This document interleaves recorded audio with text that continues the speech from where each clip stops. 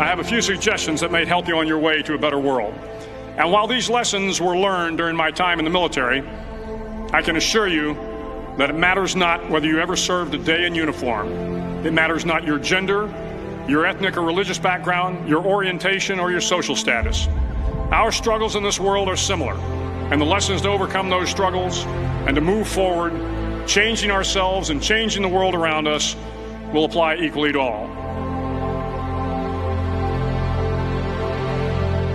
So here are the 10 lessons I learned from basic SEAL training that hopefully will be of value to you as you move forward in life. Every morning in SEAL training, my instructors, who at the time were all Vietnam veterans, would show up in my barracks room, and the first thing they'd do was inspect my bed. If you did it right, the corners would be square, the covers would be pulled tight, the pillow centered just under the headboard, and the extra blanket folded neatly at the foot of the rack. It was a simple task, mundane at best, but every morning we were required to make our bed to perfection. It seemed a little ridiculous at the time, particularly in light of the fact that we were aspiring to be real warriors, tough, battle-hardened SEALs.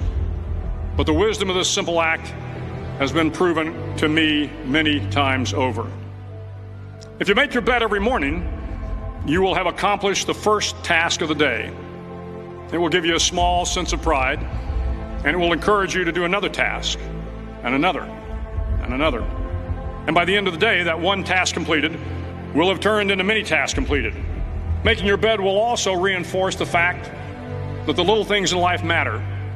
If you can't do the little things right, you'll never be able to do the big things right. And if by chance you have a miserable day, you will come home to a bed that is made, that you made. And a made bed gives you encouragement that tomorrow will be better. So if you want to change the world, start off by making your bed.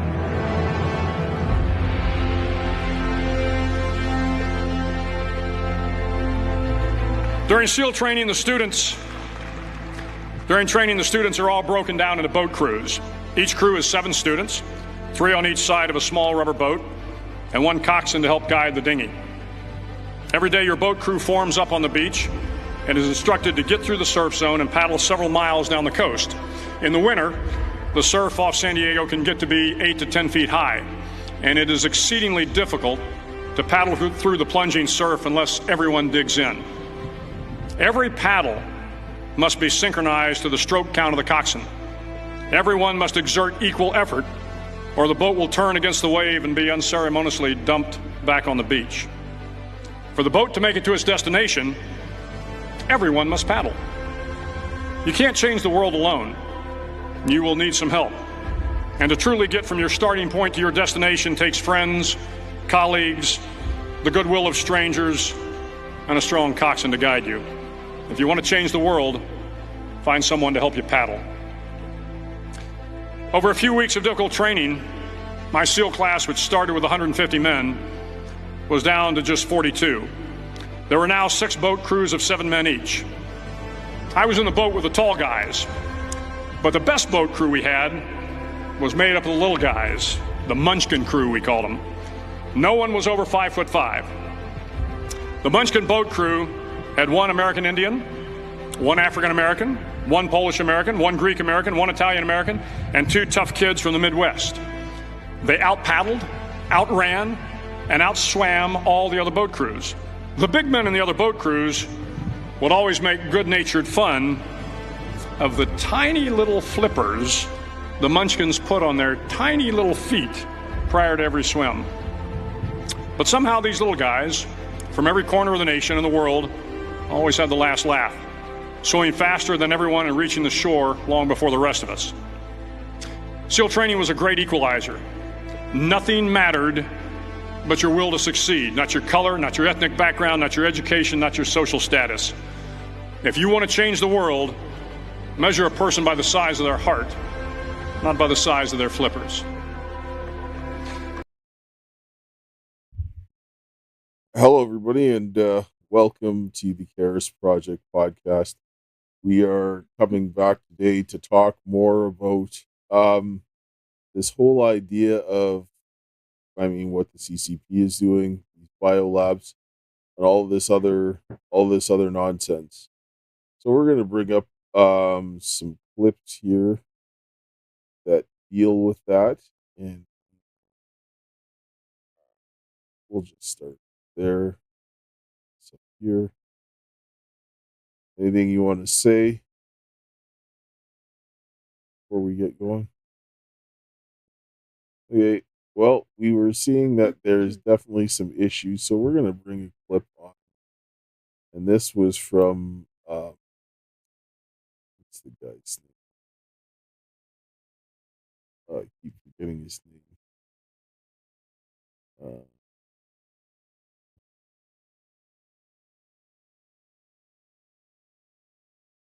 Uh, was that Nicholas Ulsher, the guy that works with Dr. Peter McCullough?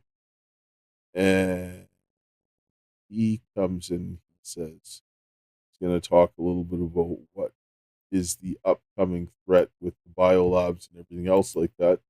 So let's just listen to what he has to say. Joining me now is Nick Holscher. Let's do an update on the biolab out of Vegas, the biolabs all over the U.S., and then let's talk about the WHO issues an alert on Nipah virus outbreak. And again, a lot of this has been hype, but now it's starting to become, wait a minute. Could this be something?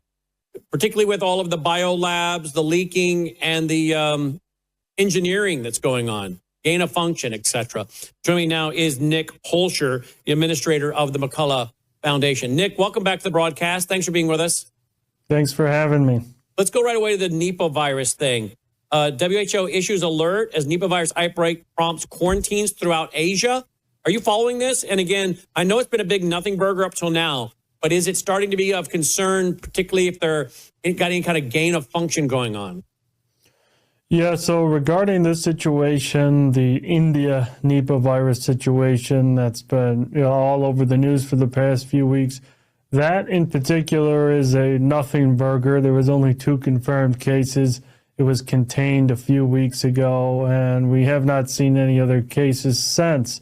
And so I'm not concerned about natural Nipah viruses adapting to humans and spreading. That's very, very unlikely. What I'm concerned about is the biosafety level 3 and 4 laboratories across the globe that are working and creating synthetic Nipah viruses.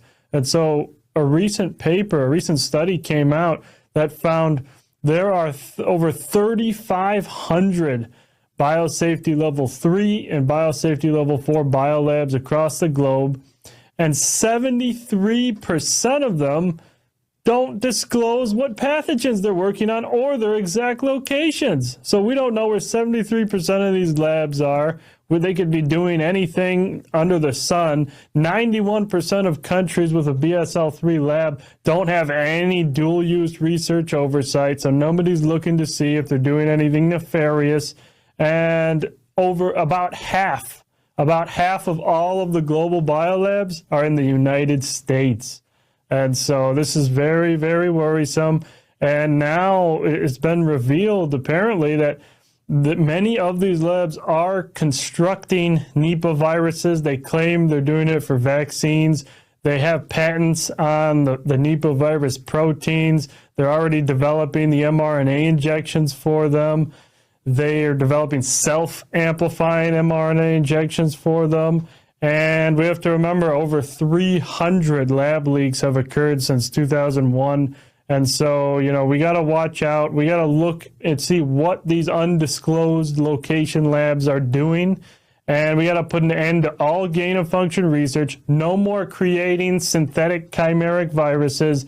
And we got to destroy all of these modified pathogens. We cannot have another man-made pandemic.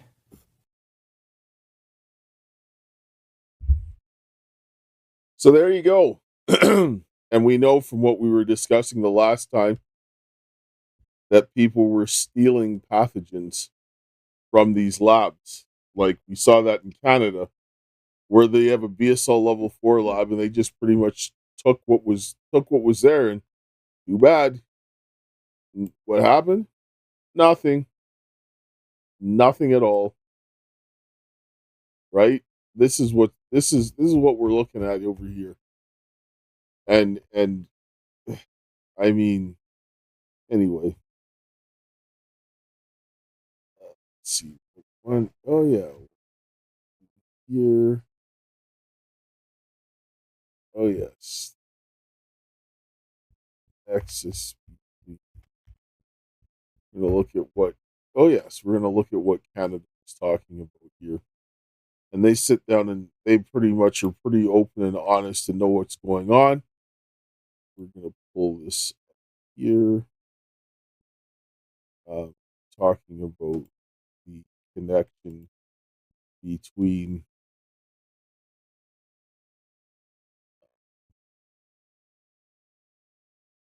So we have, we'll go to that there.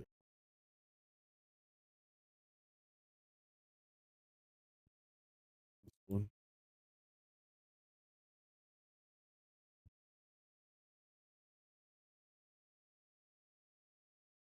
No, that's not the one there.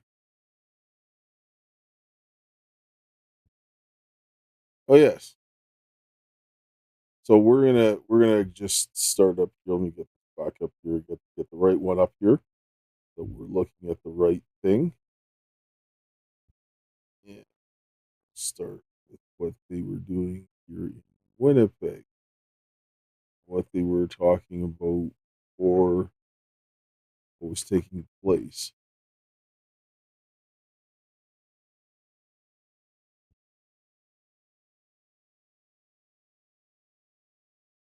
Okay, let's go back here. We're gonna start up here. So if people want to go and look at this, and it talks about that Canada is a world leader in scientific research, including life sciences, robotics, and artificial intelligence. These sectors are of keen interest to threat actors who seek to acquire Canada's sensitive research and technology. As the People's Republic of China, its government explicitly states that it seeks to develop the world's most advanced and modern military by 2049. Its actions through foreign interference, espionage, have become increasingly assertive. For the PRC, the talent management programs are one method of acquiring Canadian research and technology. These programs include the Thousand Talents program, which uses incentives such as salaries, research funding, and laboratory space to encourage Chinese researchers abroad to transmit knowledge to the PRC. Other methods include deceptive partnerships and the practice of covertly influencing research agendas to obtain intellectual property and access to cutting edge research, according to the director of the Canadian Intelligence Service. So CSIS is well aware of what is going on and saying that they're straight up stealing from us. And then it talks about there's they had a committee about the relations between the People's Republic of China and what was going on here, and they talked about all of these issues, and they sat down and hummed and hawed while these guys came and pilfered state secrets, and that included the Bangladesh strain of the Nipah virus, which they were talking about, Ebola, which were found in these biolabs, and all of these things. And we saw that they were the genomic profile that they put out that they were creating chimeric um, um, viruses, pathogens, because they had infectious clones of the Nipah virus that had the hallmark signs of being completely constructed, right? So they went ahead and they looked through this whole thing about the Winnipeg Biolab and the documentation relating to this. I mean, we went through this. They had the timeline of events and all these other things. But this is really what's going on. We have China running rampant. This is the top level 4 lab that's supposed to be monitored. And they know that there's national security interests. They know that China's out there trying to steal stuff, and they let it happen. And then you're wondering why there's a bunch of these biolabs popping up illegally.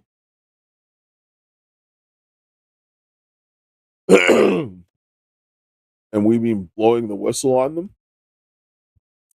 and the biocontainment issues, but people don't want to hear about it, right?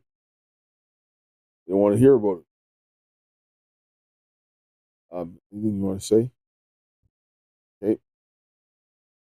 So we're going to bring up another clip here where he talks about it a little bit further and so forth. But this is something that we really need to deal with this, and can't keep letting this stay lying. This is just absolutely absurd. This is where people need to start getting a focus on what's going on and what's important.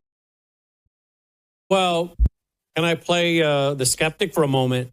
It seems to me if we don't know where these are, how do you find them and destroy them, number one? Number two, at this point, how do we know these haven't been sold off to some terrorist group, right? I mean, and then good luck finding those. It sounds to me that this isn't a matter of if, but when. That one of these labs is going to leak deliberately or accidentally, and we are going to have a problem. True or false?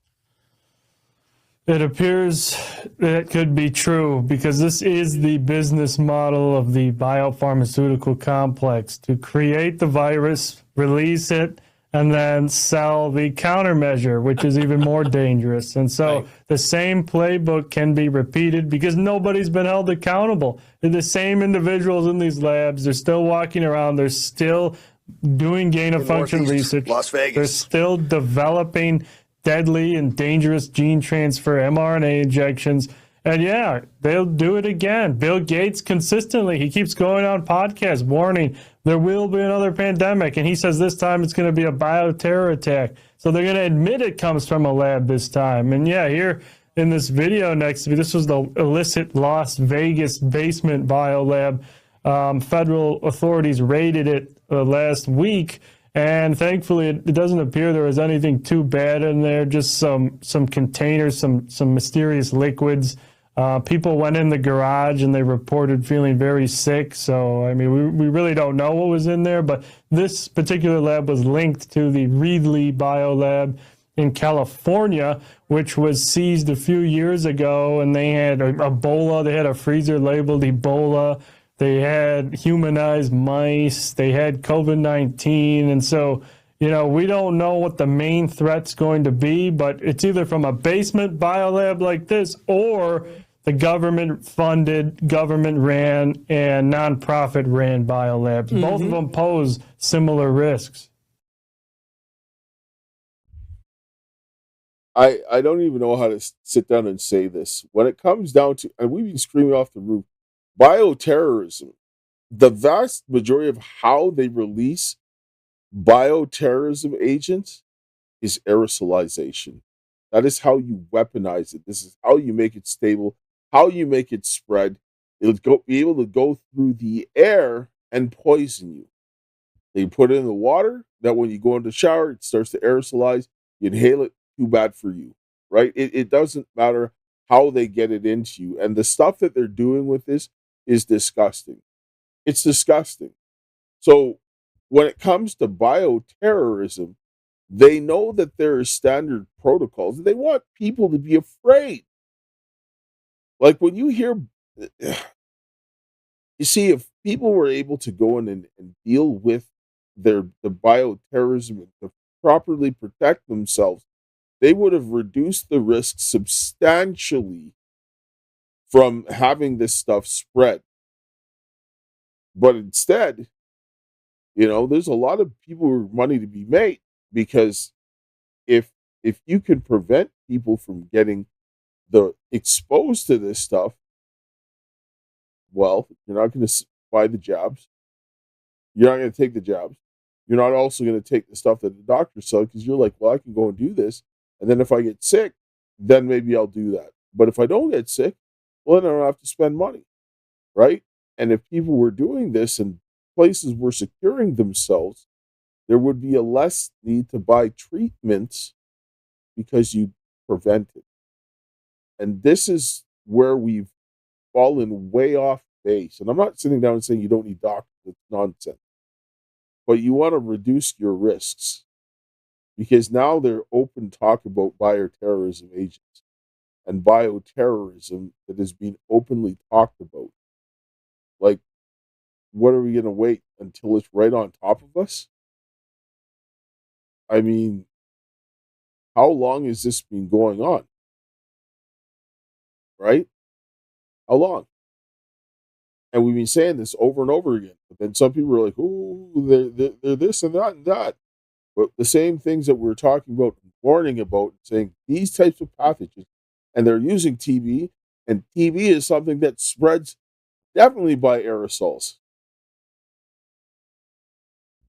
And so, and they've been talking about aerosolizing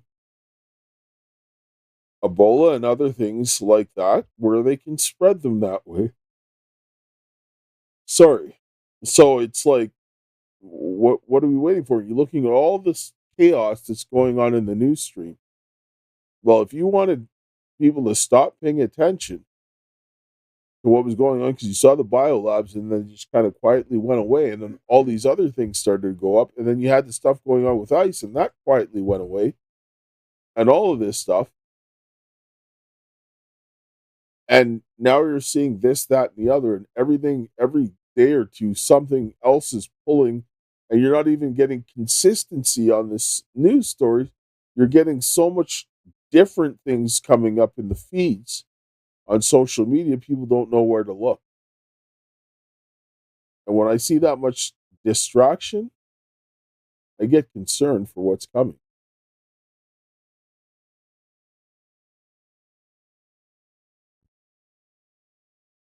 Because if you wanted to do something grimy, what would you do? You would go ahead and get people distracted with everything else other than what they should be looking at. So that's really it. I'm going to play another clip here, and we'll get this up here.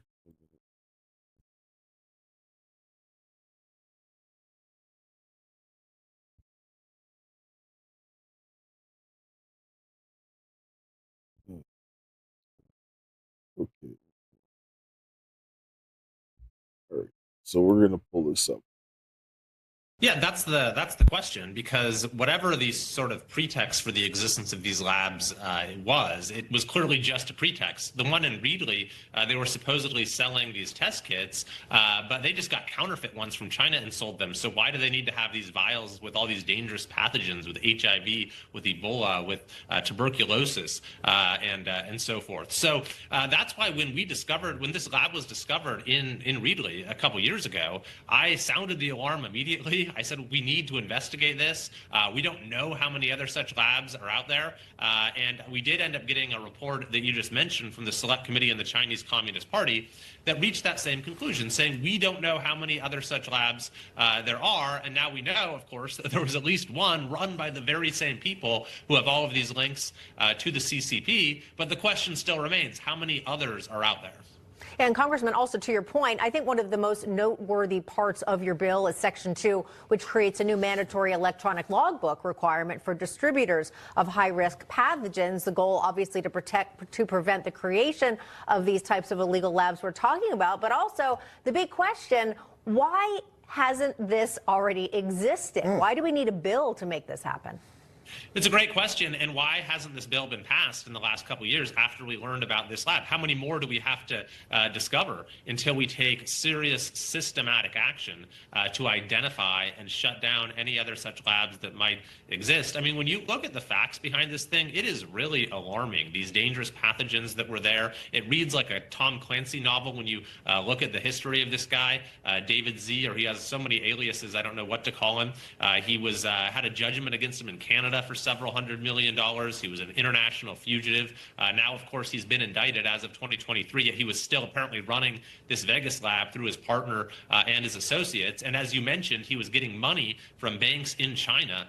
So the whole thing is extremely concerning. I'm glad that now we're seeing others in the House and Senate who are saying we need to take action here. And myself and Representative Costa, who's authoring this bipartisan bill with me, are urging the House to pass our bill immediately.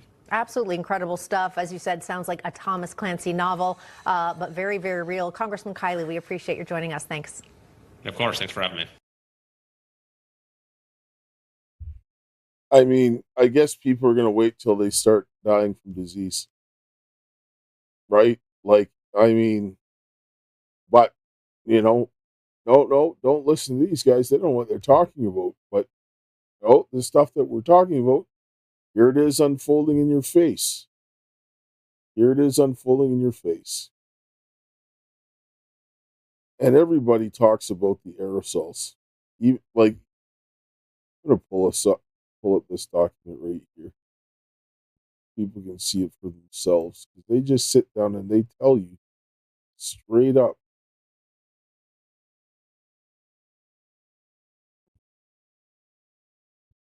Pull this up here so I can read it up on the big screen. 1 second. So that would yeah. So even in their own documents, they talk about aerosols are a serious hazard because they're ubiquitous in laboratory procedures and are usually undetected and are extremely pervasive, placing the laboratory worker carrying out the procedure and other persons in the laboratory at risk of exposure. And they talked about that aerosol generating procedures are a probable cause of many laboratory acquired infections. And they understand this. And then when they weaponize them, they use the same aerosols. But there it is. This came from the biosafety in microbiological and biomedical laboratories. And this was done by the NIH and CDC. Yeah, CDC. CDC and the NIH and the Department of Health and Human Services. So these guys understand about all of this stuff. They understand the vectors of transmission, how to deal with this stuff. These guys are playing around with all of these things in these labs. You're going to tell me that they have no idea how they transmit? None whatsoever? Anyway, we're going to come back and take a break, and we'll come back after this. Hello friends, my name is Keisha and I'm a proud member of the Métis Nation of Saskatchewan. And I'm also a survivor of human trafficking. My trafficking began in Saskatchewan, moved into Alberta, and even crossed into the United States. I was stalked, hunted, and ignored by the very systems over the last 5 years that were meant to protect me. This is why, with my father Dale Richardson, we started the Caris Project. This is an Indigenous, survivor-led movement for humanity dedicated to exposing trafficking, government corruption, and holding institutions accountable. One of the most powerful tools that we are using is the petitions for redress of grievances. These are lawful constitutional actions rooted in Canadian and U.S. law, and in treaties that tie us together across provinces, across states, and even across borders. These petitions are precedent-setting. They create a binding record. They demand accountability while representing reconciliation in action. Indigenous and non-Indigenous people working side by side to preserve liberty for all. But we cannot do this alone. We need your help to keep this movement alive, to raise awareness and to build a legacy of justice for Indigenous women, for trafficking survivors, and for families everywhere. Thank you. Please stand with us. Your support makes this work possible. Together we can restore justice, heal families, and defend freedom. And I will close with my favorite quote. The greatest want of the world is the want of men. Men who cannot be bought or sold. Men who in their inmost souls are true and honest. Men who do not fear to call sin by its right name. Men whose conscience is as true to duty as the needle to the pole. And men who will stand for the right, though the heavens may fall. Thank you.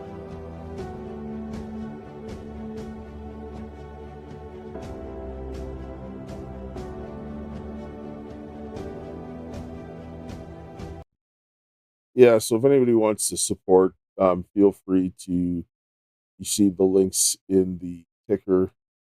Also, there was the donor box, the Give, Send, Go. There's merchandise. If you're watching on Rumble or Facebook, you will see links in the description. This is stuff that we've been talking about for a long time. We're saying that this is happening, and that bioterrorism was probable. And now everybody's talking about, bioterrorism. And Bill Gates running around talking about bioterrorism. But when I said bioterrorism and put it in print a few years ago, You went to jail. people were like, "Oh, conspiracy theory. Oh, they're Grifting. yes, and all of that stuff." And now, what are they talking about? Bioterrorism. And Polyev talked about the bioterrorism, but nobody said that about him. And he had the stack of the papers, but when we said it, somehow it became an issue. And this is, I mean, make it make sense. Make it make sense. Who cares where the information comes from if it's going to help you? Right? Who cares? Right? This is another gross thing that's going on. I saw this paper. Here's the links. Let's back that. Oh, there. So let's look at this paper here. This is some of the stuff that they were doing, and I saw this, and this was interesting, because they were talking about Merbacovirus discovers in agricultural sequences. But they actually talked about an HKU3 related beta coronavirus was found in Mus-Muculus sequence dataset from the Wuhan Institute of Virology in 2017. And this was also a the SARS-1, like from the Wuhan Institute of Virologists, like beta coronavirus, was found in a rice data set sequenced at the Fujian Agricultural and Forestry University in 2017. So they're doing something very wrong. And like they said, they have all of these BSL level 3 labs that are completely unmonitored. And so you're seeing this, like, what is the purpose of this? What is the purpose of this? Okay, because I get it. I'm not a doctor, right? But what are you doing this for? Like, I mean, why? Why is all this genetic manipulation? Right? With viruses. Like, why? Because you're talking about, they're looking at all the stuff that was going on with the outbreak of SARS-CoV-2, and they're still doing all this kind of stuff. Like, for what purpose? And then all these guys, and then they talked about a very, that they were putting together a clone inside of this stuff that was very similar to what they used for the Nipah virus infectious clone identified by Zhang from the Bio Project that contained the samples of the 5 patients from the Wuhan Institute of Virology, the seafood market outbreak. But you're seeing the same cloning technique showing up in other places. And you're just seeing them manipulating all of these genetic sequences. But for what purpose? Like, what are we gaining? What have we gained from this other than more lab leaks and pandemics? And they're saying vaccines for the problems that they create. And we saw how well the COVID-19 vaccine worked. And then we left them alone and continued to allow them to do their filth. And we showed from the last week that we sent this information about what they were sending the pathogens to China.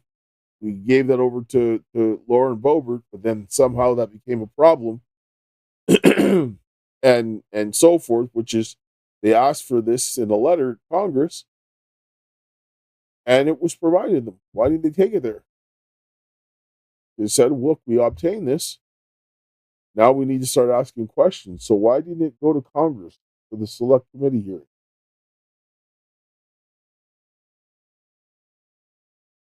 So they could see how two Chinese nationals, and we're bringing in all these unauthorized people, and they're just shipping deadly pathogens over to a country that they knew was hostile and was stealing people's technology to do all kinds of stuff. Why are we doing that? And why is, like I said, nobody's getting arrested? People just like to just keep talking about it, but they don't want solutions, right? And it talked about that they said that two novel coronaviruses that were documented in sequence but have not yet been published points to a pattern of behavior of cloning and research of coronaviruses by the Wuhan Institute of Virology without their disclosure to the wider international community. So you're seeing them go ahead with the same type of thing that they did before, and they're not telling anybody about it. And you're wondering why all these biolabs are popping up. Why are all these biolabs popping up? Because people aren't doing anything. People aren't doing anything. Guy in Canada was one of the people blowing the whistle. A lot of these guys being blowing the whistle, but what are they doing? Nobody wants to listen to them. Why? Like, I don't understand. I honestly don't understand it. I don't get it. I mean, people say they don't want something bad to happen, but when people try to warn them about said bad thing happening, they shoot the messenger. Like, why? Like, how many issues did you have trying to present this type of evidence in the United States?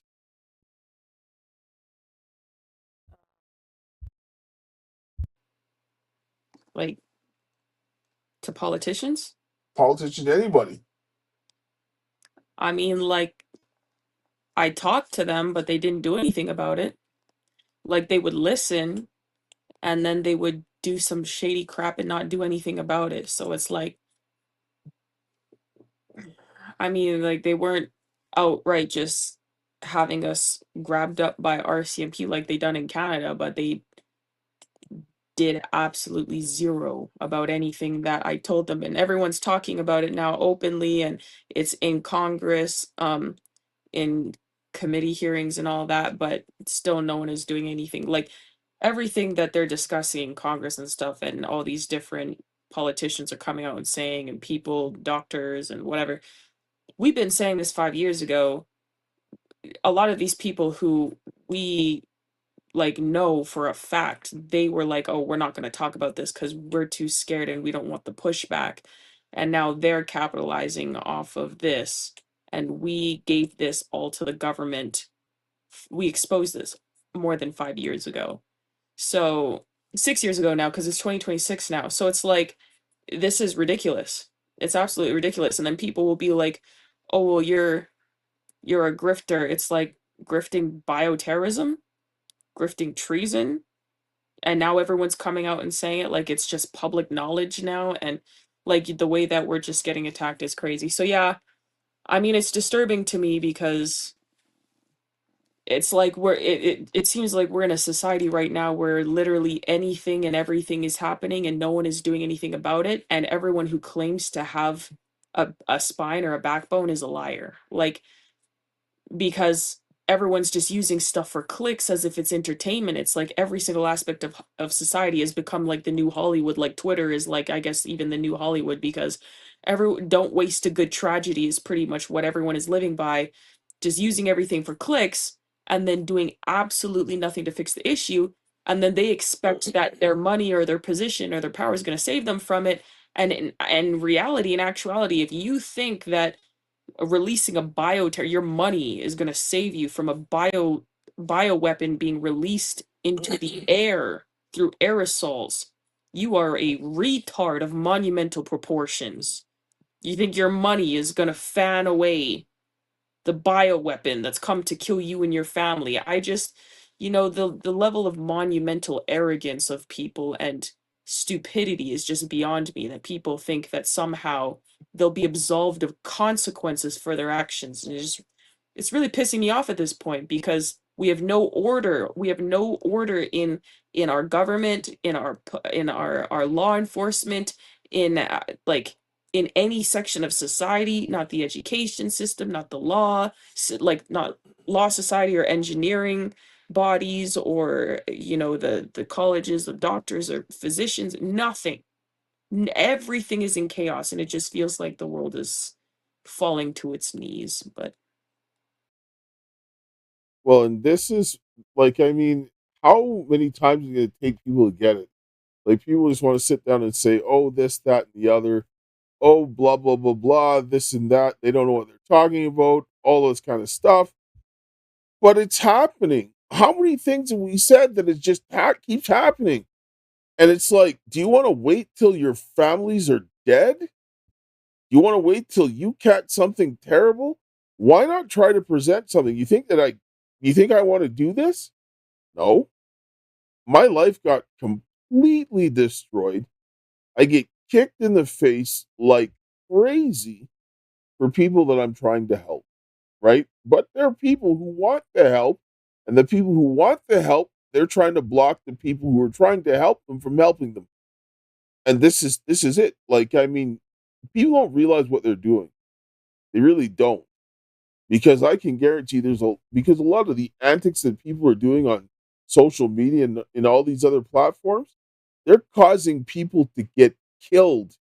Lives are being lost. People are being trafficked. People are getting raped. Kids are getting stolen because of people's feelings. Like, the people are the biggest reasons why guys like Epstein, all these people, get away with it, because they're killing each other rather than dealing with the pedophiles. Right? Because the way that I see people coming after us, coming after other people, if they went after the criminals would be afraid to walk the streets. But they're not. But they complain about it for the people who are doing something to get rid of it. But let's go back to the little clip of Polyev talking about the same document that people are saying that when it comes from me, it's BS. We already knew that Justin Trudeau was not worth the cost, the crime, the corruption, and the cover-up. But now we know that he cannot protect our people or our country. We just received these documents that Trudeau has been covering up for years. Documents related to a massive security breach at the Trudeau government's most sensitive laboratory, where the most dangerous viruses and pathogens are studied and handled. We have learned that the Trudeau government's head of pathogens was collaborating with members of Beijing's People's Liberation Army, who are responsible for bioweapons and bioterrorism. We know now that a People's Liberation Army official was able to gain personal access, walk in the door, look at computers, and have access to all of our most important virological secrets. If you think any of this is hyperbole, read the report yourself. This is from government documents, the Trudeau government's own documents. It says here on page 142, Winnipeg Lab scientist Dr. Chu is head of the Special Pathogens Unit, the top person in that job. According to documents on page 242, quote, represents a serious and credible danger to the Government of Canada as a whole, and in particular at facilities considered high security due to the potential for theft of dangerous materials attractive to terrorists and foreign entities that conduct espionage to infiltrate and damage the economic security of Canada, end quote. It states further on page 239, investigators assess that Dr. Chu communicated with foreign entities during her trips to China. The evidence obtained from interviews and from information collected from the electronic content of her devices reveal that this is indeed the case. As a subject matter expert with access to sensitive information and dangerous materials, Dr. Chu presents a realistic and credible threat to Canada's economic security when conducting repeated and clandestine meetings with foreign entities, end quote. Then it says Dr. Chu conducted joint research with the Major General Chen Wei of the People's Liberation Army, who, according to page 236, is a noted top virologist at the Academy of Military Medical Sciences and is China's chief biological defense expert engaged in research related to biosafety, biodefense, and bioterrorism.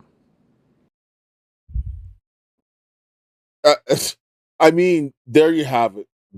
Those papers, most of that stack of papers that Pierre Poilievre, the leader of the official opposition in Canada, that he had in his hand, that was handed over to Lower Beauvoir. That was months before he came out with it, because I got that from an American who did not turn it over to the authorities, but instead tried to stop that information from getting into the hands of the American authorities when Congress asked for it, and they did not get it. So why would an American not want that information to get into the hands of Congress so they could actually deal with the problem? I really want to know those questions, because people are running around saying that those documents are somehow something wrong with them when it comes from my hands or my daughter's hands. Something's wrong with it, but it's perfectly fine when it comes into his hand. But when we try to get it into the hands of the people that are responsible for doing something about it, you try to block it. How does that make sense? How are you helping the people by blocking information like this, and how to defend those pathogens and neutralize those pathogens that they're talking about that are being stolen, that are popping up in some of these biolabs, and all of the secrets that they were stealing straight from Canada? And God knows how many biolabs they have right now in the United States. How many do they have right now? We have no idea. Nobody knows. Nobody knows. How do you protect yourself? You wait till you get the Nipah virus? You wait till you get the Ebola? Or do you want to reduce your chances of getting it? I mean, I don't even know what to say anymore. I really don't know what to say anymore. I feel sorry for the people that have lost their loved ones, that have lost everything, that people have been coming here and they have their lives destroyed, when this thing could have get dealt with.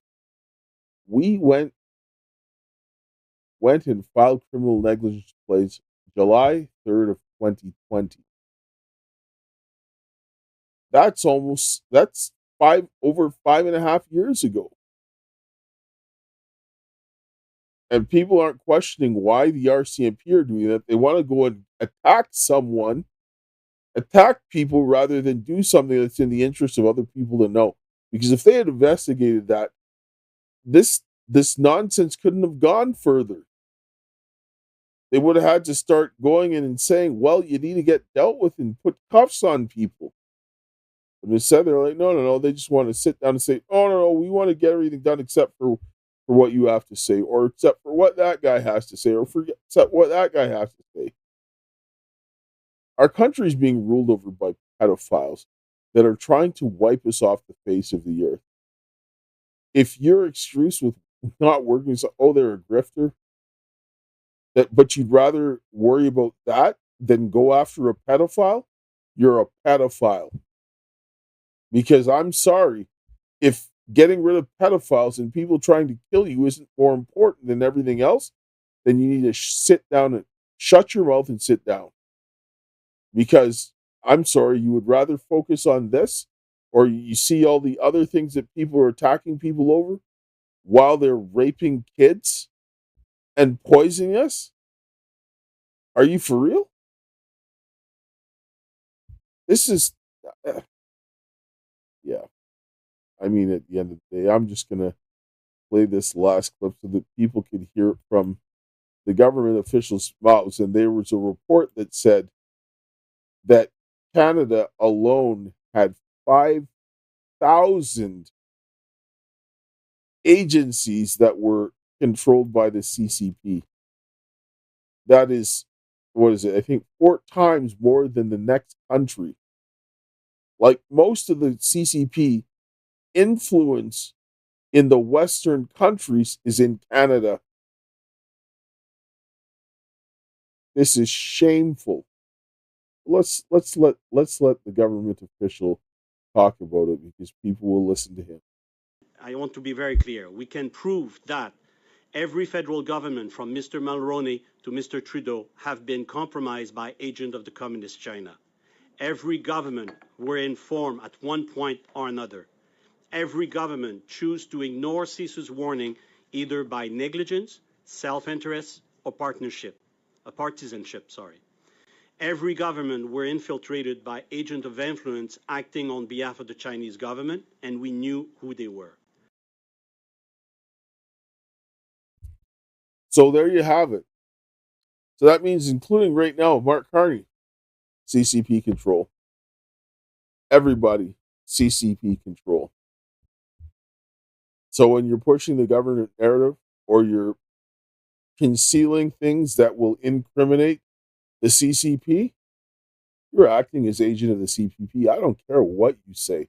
You can say whatever you want, say this, that, and the other. Oh, no, that, but you're blocking the people that are trying to get the information about the CCP control and them trying to kill us. Then you might as well go run over there and get them to actually pay you money because you're doing this treachery for free. I'm so tired of seeing people die. I'm tired of seeing people who are destroyed from the vaccine injuries. I'm tired of seeing people getting jailed. I'm tired of people dying because their kids were stolen. I'm sick of it. If you're not doing anything to help remedy those things, just shut up. Honestly. Because all you're doing is running around tearing down the people that are getting work. All the guys that I know that are doing the most work, they're all getting destroyed. Every single one of them. One guy's girlfriend got murdered because she blew the whistle because she was traffic, got out, and then when she went to blow the whistle, they killed her. So what did he do? He's going after to expose the people who killed his girlfriend. Who's helping him? Nobody. Right? But we want to help. We want to fight against human trafficking, but we're going to leave the guy whose girlfriend got murdered from exploding the whistle, and he's trying to bring these people to justice. But no, we won't help him. Or the guy who went to go and protect his kid from getting the jab and went to jail, and they kept throwing this man in jail. Who's helping him? Nobody. Most people won't bring him on their platform. They won't. And you're seeing this happening over and over again. Just talking to a girl, they came and took her son through the family court across state lines. No reason. They basically kidnapped her child. Woman's like broken because she had her child stolen. Who's helping her? Nobody. Right? Another woman, they traffic her child. And they have her escorted everywhere by the traffickers.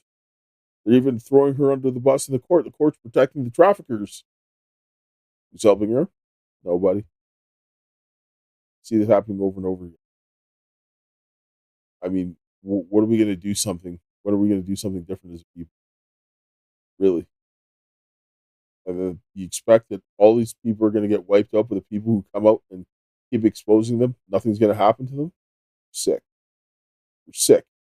Nobody speaks out in this country and doesn't pay the price. Nobody. I mean, everybody pretty much knows that you speak against the government in Canada, you get the hammer coming.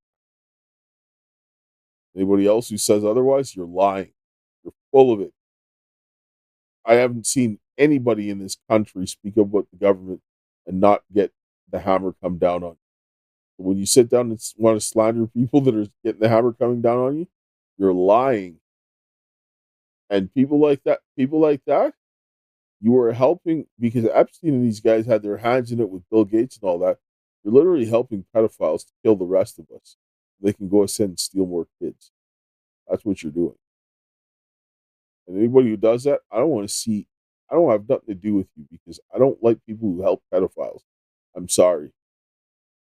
And if you're doing that and like hindering the people trying to do work, you don't have to like them. Just don't get in their way of going after pedophiles, the ones that you're too afraid to go after. That's all there is to it. I mean, I'm going to close here with a prayer. I'll leave you with your final thoughts. Heavenly Father, Lord, we thank you for this day. We thank you for your love, grace, and mercy. We thank you for the hope you've given us this day. Open our hearts and minds to your will. And Father, this day I ask of you in the name of Jesus to give the men and the women the strength to come together and help the men that they would lead their families back to God and to rebuild their families, their churches and community, and our nation, so we can have some protection from the children and this wickedness and all this evil that people are trying to kill us all. This is my prayer. In Jesus' name. Thanks for the prayer as always. Yeah, I don't really know what to say, but yeah, something needs to get done. The world is in complete chaos at the minute, and it's just going to continue to get worse until some things get done. So anyways, yeah, men need to start doing their part in fixing this, and women their own part as well. So anyways, we'll catch you guys in the next one, and to my dearest Karis, until we meet again, my friend, and we will ciao. Hey everybody, Keisha here. So today I want to talk to you a little bit real quick about Tina Peters' case. So on April 9th, 2024, myself, Maureen Steele, and Ann Vandersteel all went into the state of Colorado to file a petition for redress of grievances. Tina Peters actually also signed this petition. In fact, she actually had exculpatory evidence related to the election fraud that was outlined in the petition that was not allowed to go into the court. The petition was not brought to the floor, and as a result, Tina Peters was unlawfully imprisoned. My father, Dale Richardson, was actually tortured in the state of Colorado to suppress his evidence of treason against the United States, which was based on improper engineering controls which allowed for the spread of the COVID-19 virus, which was likewise created at Wuhan by Peter Daszak and the EcoHealth Alliance with the pathogen, which were handed over to the Chinese by the Winnipeg Biolabs. This created the circumstances for widespread election fraud. My father Dale and I are friends of Tina Peters, who has been politically persecuted for standing up for the liberty of all Americans. And she, as a sister in Christ, has been persecuted like I have for standing up for the liberty of all people. In the state of Colorado, women and Christians are being persecuted on monumental levels, and I'm calling for everyone to stand up for Tina Peters in every way possible, including using the Karis Project Action Plan to compel the state government to put the petition for redress of grievance to the floor so that Tina Peters can petition before the state house that belongs to the people. And if Colorado continues to deny a Republican form of government, we will implore that Congress and President Donald J. Trump initiate Article 4, Section 4 of the United States Constitution, which guarantees a Republican form of government, to the states, and use that just power to intervene and provide what the Constitution has ordained. The time is upon us to come together and stand united as people, and let the world know that we stand together to preserve this perfect union for all Americans and our posterity. That is why, y'all already know, I'm going to leave you with my favorite quote. The greatest want of the world is the want of men. Men who cannot be bought or sold. Men who in their inmost souls are true and honest. Men who do not fear to call sin by its right name. Men whose conscience is as true to duty as needle to the pole. Men who will stand for the right, though the heavens may fall.